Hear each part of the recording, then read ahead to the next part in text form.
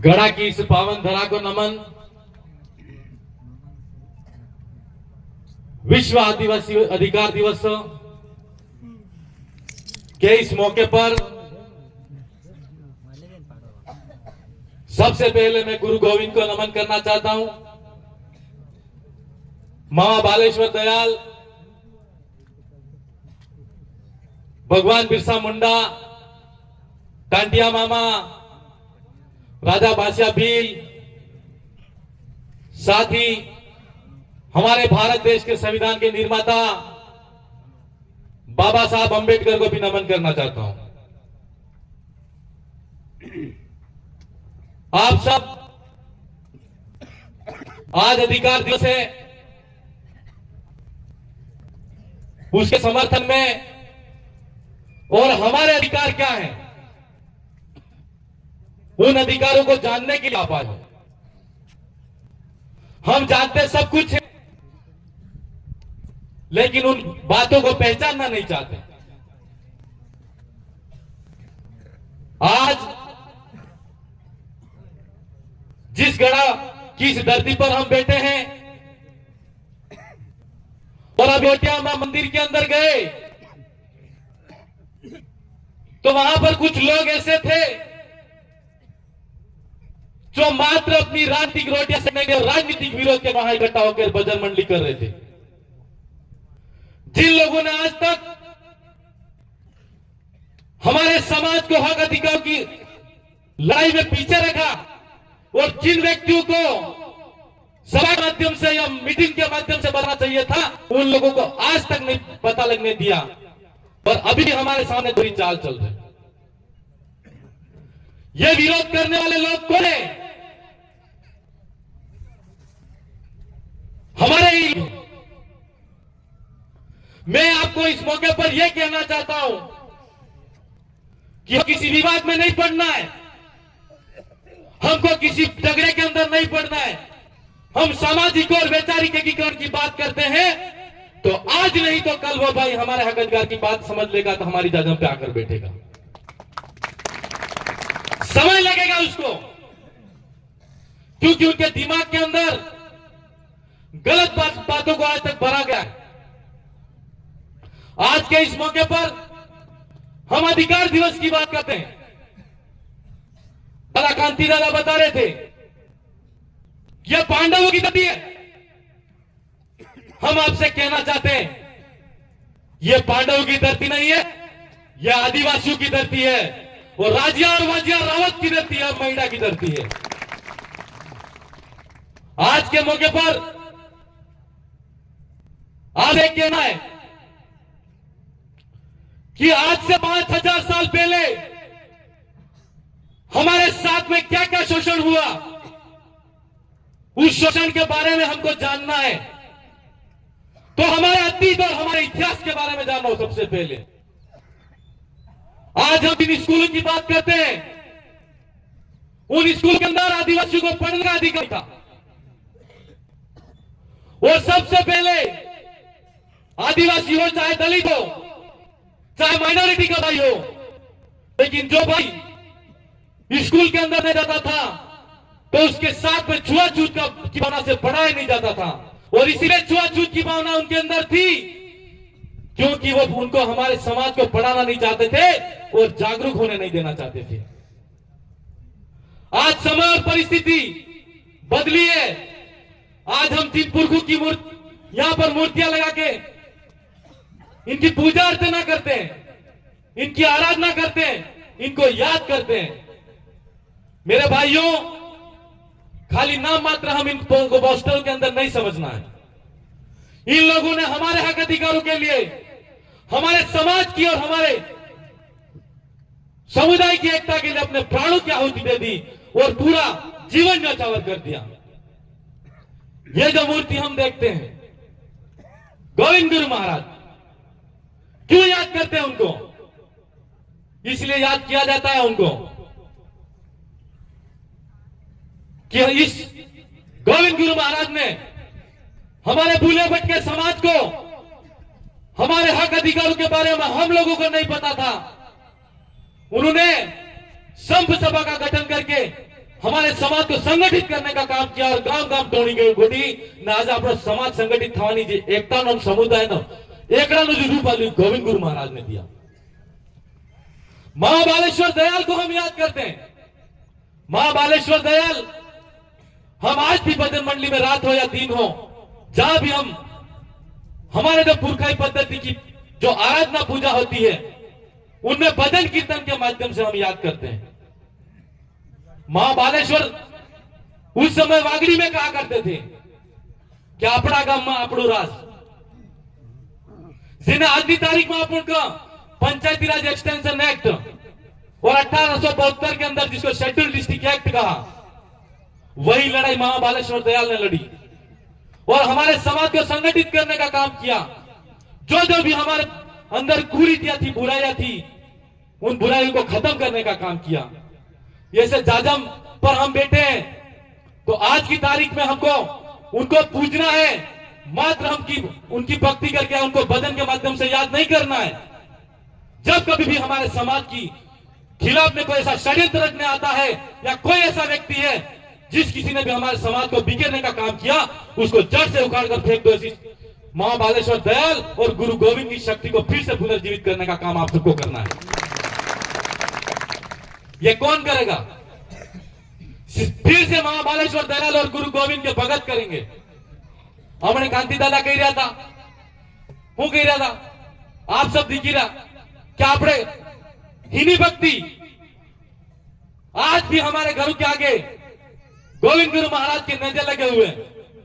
वो नेजे हैं और आज की तारीख में उन नेजों से ही इस समाज की पहचान है और हमारी पहचान, हमारी अपने आप में पहचान है। उस पहचान को हमको जीवित रखना है।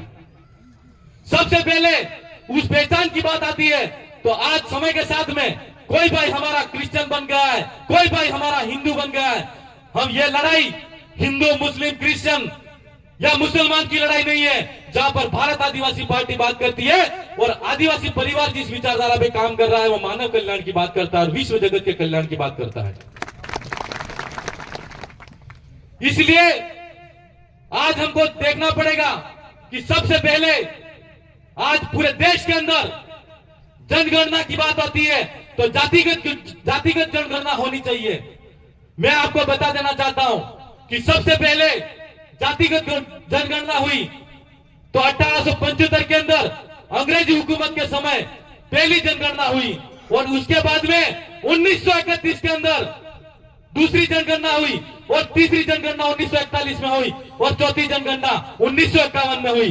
आज हम पूरे देश का आदिवासी समुदाय हो वो जग चुका है और अपने समुदाय के लिए हक अधिकारों की बात करता है और अलग जातिगत जनगणना के माध्यम से अलग धर्म कोड की मांग जो कर रहा है वो मांग पूरी होनी चाहिए कि नहीं होनी चाहिए।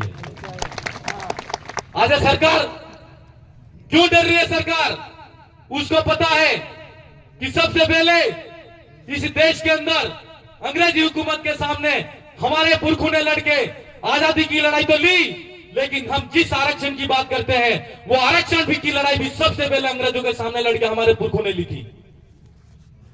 जब हमको सरकारी स्कूल में पढ़ने का अधिकार नहीं था तो पहली बार अंग्रेजी हुकूमत के समय 1902 के अंदर पहली बार आरक्षण का जो प्रावधान लागू किया गया उसके अंदर 50% गैर ब्राह्मण हो वो इस विद्यालय के अंदर प्रवेश करेंगे। ऐसी अंग्रेजी हुकूमत से हमारे लोगों ने लड़ाई लड़के फिर पहली बार आरक्षण का प्रावधान लागू किया। यह कोई छोटी लड़ाई नहीं है।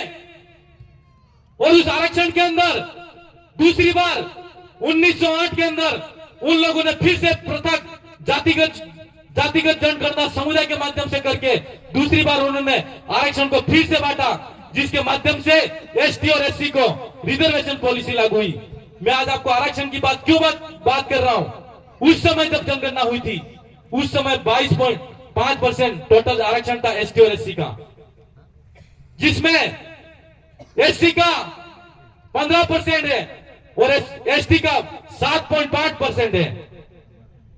હું તમને એમ કેવું ચાહું કે એના જમાનામાં આપણે બાપ દાદા ભણેલા જ નતા તે નોકરી નહીં લાગતા। વાત હાસી નહીં આતી, વાત હાસી નહીં આતી। આજની તારીખમાં ઘેર ઘેર બેરોજગાર યુવા સાથી ફરી રહ્યા है। वो आरक्षण 1908 में अंग्रेजी हुकूमत के समय में जिन हमारे पुरखों ने लड़के लिया था वही आरक्षण आज तक लागू है। क्या आरक्षण बढ़ना चाहिए कि नहीं? जब बढ़ना चाहिए, बढ़ना चाहिए कि नहीं बढ़ना चाहिए? कब बढ़ेगा? जब हम ये सरकारें जातिगत जनगणना करवाएगी, और जातिगत जनगणना जब तक नहीं होगी तब तक इनको आरक्षण का देने का न तो देने का विचार है और ना ही देना चाहती है। आज आप पूर्ण कीजिए, अगर एसटी का अलग जातिगत जनगणना हो जाएगा तो सरकार के अंदर, आप सरकार के पास में आंकड़ा पहुंच जाएगा कि इस देश के अंदर आदिवासी कितना है। और अगर एसटी का अलग जातिगत जनगणना हो जाएगा तो सरकार को पता चल जाएगा और पूरे देश को भी पता लगेगा कि एसटी की जनसंख्या कितनी है। और ओबीसी वाले भाई हैं, उनको 27% आरक्षण आज की तारीख में मिल रहा है। तो उनकी भी जातिगत जनगणना जब हुई थी उस समय से लगा कि आज तक इतना आरक्षण मिल रहा है, क्या उनकी जनसंख्या बड़ी होगी नहीं बड़ी होगी? सुप्रीम कोर्ट ने डिसीजन दिया। मैं आरक्षण की बात क्यों कर रहा हूं? आज हम जल जंगल जमीन की बात करते हैं, यह हमारा संवैधानिक अधिकार है, बिल्कुल है, लेकिन हम आरक्षण की बात क्यों कर रहा हूं? क्योंकि आज की तारीख में हर माँ बाप का बच्चा यह सोचता है और हर माँ बाप यह सोचता है कि मेरा बच्चा पढ़ लिख कर आगे बढ़े और मेरे घर में एक एक आदमी हो, जितने भी पढ़ने वाले हो वो सरकारी नौकरी के अंदर जाए और सरकारी नौकरी के अंदर जाकर हमारे परिवार का पालन पोषण करे और गांव में और क्षेत्र में हमारा नाम रोशन हो। आज की तारीख में क्या हो रहा है? सरकार नहीं करना चाहती। क्यों नहीं करना चाहती? क्योंकि उसको आज पूरे देश के अंदर अलग धर्म कोड की बात होती है और आरक्षण की बात के लिए हम सबको मिलकर लड़ना पड़ेगा। मैं आपको इस मंच के माध्यम से हाथ खड़े करके आश्वासन दो मुझे कि आरक्षण की बात हो तो आप खड़े पूरा पुरजोर ताकत के साथ में लड़ने आओगे और हमारा साथ दोगे। इस मौके पर यह भी कहना चाहता हूं कि यहां पर मीडिया के साथी हैं। हमारी सरकार पहले जो टीएसपी क्षेत्र के अंदर 244 की मूल भावना के अनुरूप आरक्षण होना चाहिए, लेकिन आज की तारीख के अंदर हमारे पास में आरक्षण जो मूल रूप से होना चाहिए वो नहीं है और जिनको मिलना चाहिए था उतना नहीं मिला हुआ है। हमारी आबादी 74 और 80% इस टीएसपी क्षेत्र के अंदर है और हमको 45% आरक्षण मिल रहा है और आज की तारीख में 50% अनारक्षित के नाम से आवंटित किया जा रहा है, जिसका फायदा हमारे आदिवासी भाइयों को नहीं हो रहा है। और आज की तारीख में 5% आरक्षण एससी भाई को मिल रहा है, एससी भाई को भी आरक्षण का पूरा फायदा नहीं मिल रहा है। और जो लोग सदियों से दलित शोषित और पीड़ित होते आ रहे हैं वो आज भी पीड़ित होते आ रहे हैं। आज मेरे युवा साथी घर घर के अंदर बेरोजगार घूम रहे हैं। मैं उनसे कहना चाहता हूं कि आज के इस मौके पर अधिकार दिवस है और इस आरक्षण की लड़ाई को फिर से शुरू करना पड़ेगा और सरकार को अपने घुटनों पर लाना पड़ेगा। मेरे भाई, यह लड़ाई हम सबको मिलकर लड़नी है।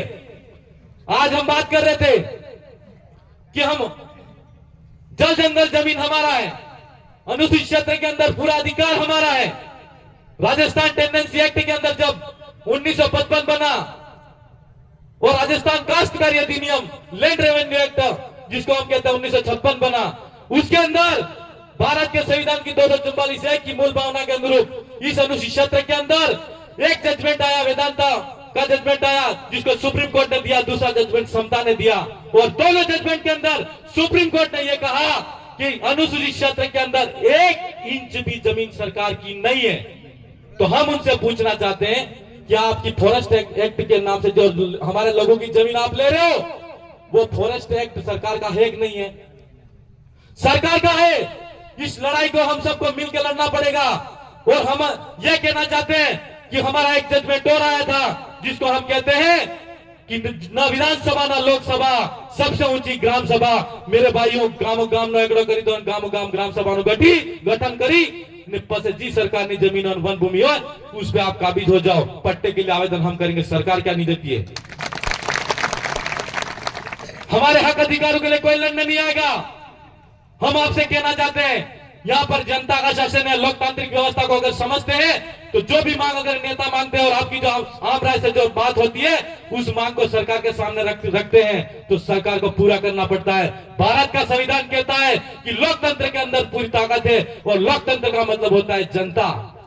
और आज की तारीख में जनता द्वारा चुना गया जनप्रतिनिधि जो सरकार के पास में होता है, सरकार के नुमाइंदों के पास में जाके बैठता है और विधानसभा की सदन हो चाहे लोकसभा की सदन हो, उस सदन के अंदर जाकर अपनी मांग को उठाता है। वो मांग सरकार को पूरी करनी पड़ती है। आज कांति दादा कह रहे थे कि मध्य प्रदेश, गुजरात और राजस्थान, वहां के आदिवासी भाइयों को हमको आज की तारीख में अलग अलग घूम रहे हैं। हमारी संस्कृति एक जैसी है, हमारी बोली एक जैसी है, हमारी भाषा एक जैसी है।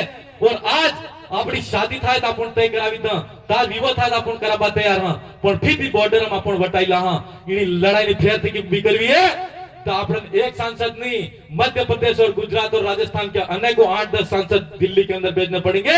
और गोविंद गुरु के अधूरे सपने को पूरा करने के लिए हमको 20 प्रदेश बनाना है मेरे पास। इसलिए कहने को बहुत सारी बातें हैं, पर आज के मौके पर मेरे विधानसभा क्षेत्र की बात आज एक आई है और मैं विधानसभा के अंदर भी मैंने वो बात को रखी है।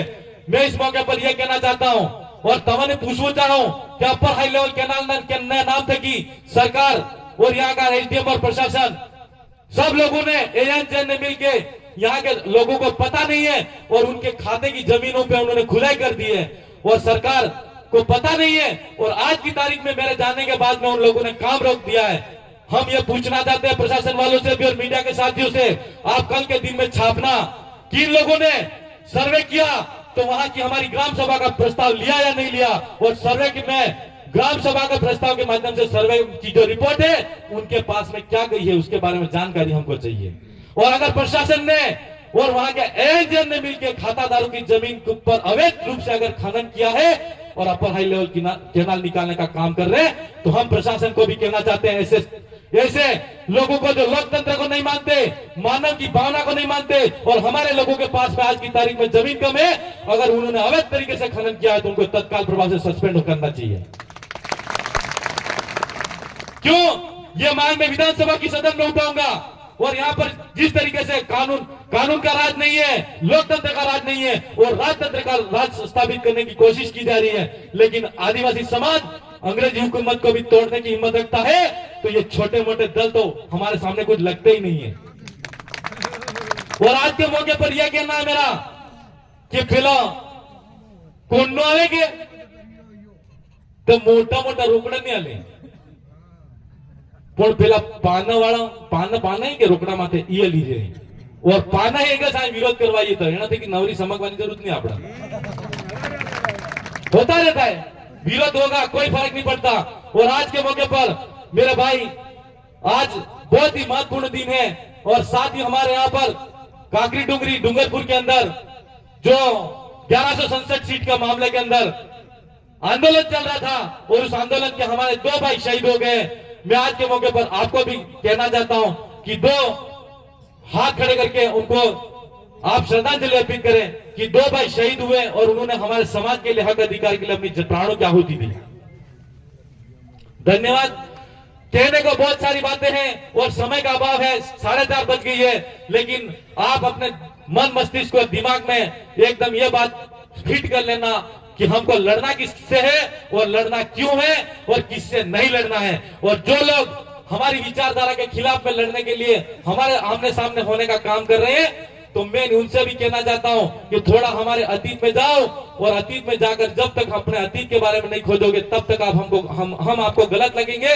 लेकिन जिस दिन आप अपने अतीत के बारे में पहचान लोगे तो खबर पड़ जाएगा कि हमें गलत वाटे डी रहा ना। आज ने मौका माते आणि गड़ा की धरती माते वो सरपंच साहब की मांग थी कि निश्चित तौर माते जो सड़क की बात है, मैं और सांसद साहब दोनों हैं, मैं निश्चित तौर पर इस क्षेत्र के विकास के लिए जो भी काम करना पड़े करूंगा।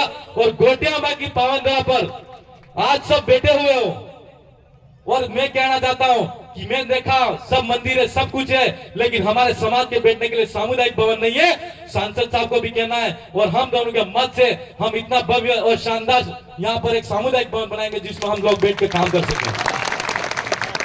साथ ही और एक बात और यहाँ पर मैं आपसे कहना चाहता हूं कि नीचे मन से मांग आ रही है कि आपको पानी की समस्या आपको ज्यादा है कि नहीं है? तमाम ज्यादा है कि समस्या है कि नहीं है कि नहीं है? ते केनाल आए जब पानी नो इलाको है, काली मिट्टी है, 40 फीट माथे पानी आवे, आए केनाल केम काटी ना? केनाल ताए का निकल चुके नहीं निकल चुके? यहाँ निकलनी चाहिए कि नहीं निकलनी चाहिए? निकलनी चाहिए ना। यहाँ क्यों नहीं निकल रहे? क्योंकि सरकार को पता है, सरकार ने जिस आदमी को ठेका दिया है अगर यूं घुमा के निकालेगा तो उसका मुनाफा कम होगा, इसलिए आदिवासियों की जमीन पे उन्होंने एकदम शॉर्टकट में नहर निकालने का काम कर रहे हैं। आप सब इस क्षेत्र के जो मांग है, आप चाहते हो इधर से केनाल निकले? इधर से केनाल निकले चाहते हो, हाथ खड़े करो। मीडिया वाले होंगे यहाँ से, पत्रिका में फोटो आएगा, हाथ खड़े करो। हाँ, तो यहाँ से नहर निकलनी चाहिए और मीडिया के साथ ही ये बात प्रशासन तक पहुंचाने का काम करे।